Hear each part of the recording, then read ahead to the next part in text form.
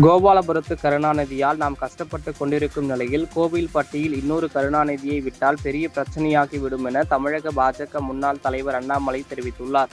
தூத்துக்குடி மாவட்டம் கோவில்பட்டியில் அதிமுக வேட்பாளர் கடம்பூர் ராஜு, விளாத்திக்குளம் அதிமுக வேட்பாளர் சத்யா ஆகியோரை ஆதரித்து அண்ணாமலை பிரச்சாரம் செய்தார். அப்போது பேசிய அவர், கோவில்பட்டி நகரம் என்பது சாதாரண நகரம் கிடையாது. இங்கிருந்துதான் இந்தியாவிற்கு தீப்பெட்டி செல்கிறது. சுவை மிகுந்த கோவில்பட்டி கடலை மிட்டாய் இவை இங்கு உள்ள மக்களின் கடினமான உழைப்புக்கு சாட்சியாக உள்ளது என்றார்.